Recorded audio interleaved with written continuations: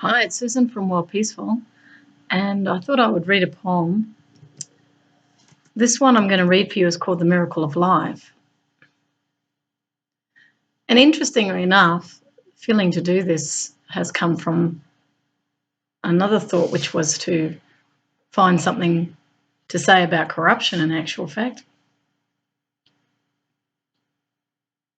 But I didn't really want to go back through my USB and have a look for other poetry. So I just had a quick look on my drive here so I could pull something up because I had a feeling to communicate. So I'll just see where it takes me. I haven't read it through, but I'll read it for you now. It's called The Miracle of Life. It was published on my blog on the 30th of January 2011. And for those who don't know about my blog yet, it's Peace is Our True Nature. wpas.worldpeacefull.com. The miracle of life. To reach out to another, to feel rise, concern, as the sun rises on a new day, a new way, to give hope that all will be well, is a sensitivity deeply felt and honoured. For so many have hardened their hearts. They reveal hands callous and closed, as eyes are averted, lies thinly veiled, covering the face so one cannot be seen. They lose themselves in their occupation, a preoccupation with themselves, and forget the greatest value is the buried treasure of the child that plays again. Remember smiling happily at new friends. The days were long and carefree, burdens too few to worry. If only you knew the freedom that quietly waits on your welcome. For you are welcome to be free, to be yourself anytime. As I wonder at the miracle of all life, each person has a story that deserves to be told. To live, to love, and dance in fields of sunflowers. To explore what is raw and revealing.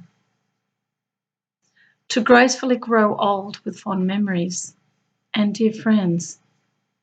For the circle of life ends in the moment we stop living our truth. My wish for you is that the truth sets you free. To tenderly hold your hand between mine and show you there is another way to play and be free. To see that there are no rules, only values that guide wisdom. For the map I travel has no roads or national boundaries. As I can travel in any direction I desire, for this inspires the fire of my life. A single candle blowing in the wind, silently revealing real hope, gently illuminating real love. Mesmerized by the glow of real peace, for these are the only paths that lead you home into the heart of happiness. Well, I guess that answers my question in respect of corruption. It really is to see the miracle in our lives, to see the real wealth in our lives. Our life indeed is the miracle. But we become hard because we become embittered, and certainly these statements about corruption that we see all the time is only hardening us, and it's making us bitter about the world we're in. I mean, it really is a wake-up call to all of us. I've been shocked. I've been shocked for quite a few years now, and it's taken me years to get over the shock, to be honest. But my attitude is you've got to face life. You can't run away. You can try, but I wouldn't advise it. I really think everybody has to take responsibility for the world that's been created around them, because largely it's come from our apathy. it's taken advantage of when people can see the public are too busy, and the public are, I have a coffee here, the public are made very busy, so they don't focus on the things that need to be focused on. That's the clever side of those who want us busy. But like all naughty children, like, do you let them distract you? Or do you actually have a look at what they're up to? We all have a gut feeling about that. But many may find it too confronting. And I think too, education comes into it as well. If you feel you just don't understand it, it's just too big, and you don't want to be confronted by people or fingers being levelled at you because you've dared to speak up. But to be honest with you, I don't think that's going to happen. And you're bound to get critique, inevitably you will. But what I've seen from those who've actually confronted fear is they've actually got stronger. If they can live through it, depending on what it is that you speak up about, I definitely have seen people get stronger. So I do think it's a fear that we've believed, and the truth does set you free. It actually sets you free from fear, is what I found. I really haven't had to confront it, I have. I've had to confront a lot of things, which was scary. But I've always been a person that believes in truth and have a great love of the public interest, which is why I'm writing on my blogs in the public interest, because I really love the people. And I know they haven't got time to do what I've been doing. And I don't have time myself to go into, real balance with everything I've done, because that's what the paid journalists can do. Because I'm in the public interest, I'm a member of the public, I'm sharing like you would on Facebook in a way. But the stuff I'm following up on is probably a little bit heavier than Facebook, in the sense that it's really looking into who rules the world. Where does the money come from? What is democracy? What is the public interest? How was the money spent? How was it spent in the past? What are the real problems that we can't see from a public perspective because we're not privy to it? What are the implications of privatisation in respect of what rights we have? I can't get something under freedom of information if that element of the government's been privatised.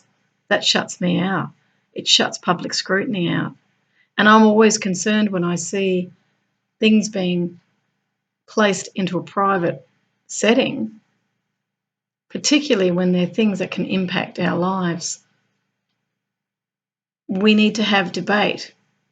And of course, people will say, well, we don't want to have debate. We just want to get it done because we have our own agenda. But the thing is, you're impacting other people's lives. They need to know. They have a right to know.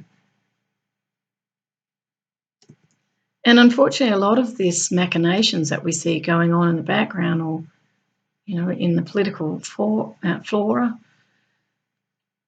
because we've got televisions, we've got media that we can access so fast, it does distract us from also the miracle of our lives, is that we can breathe. It's a really beautiful world that we live in. And I felt really privileged that I've had an opportunity to really see the world and to really contemplate life. And I've really worked hard to enable my own freedom. But as I said earlier, it has been about me confronting fear. I have to be prepared to confront things that are very frightening to me if I'm to be freed. I cannot see freedom happening in the inverse, which is to run away and just bury your head and it's all too heavy. We can easily throw up lines in order, because we don't want to really face things. We can easily be dishonest ourselves. You go, oh, well, can't do anything about it. That's not true. You can do a lot. And I really truly believe that when everybody gets together and starts to inform themselves and we really start to look into solutions, I do believe we can find them. And I think they're sitting, what do they say, right in front of you? It's awfully often right in front of us, what we're looking for, but we can be often looking in the wrong direction. So anyway, I hope you enjoyed that. It's just a quick one for me. You take care, and I send you the miracle of life, because you are that miracle for sure. Thanks. Bye.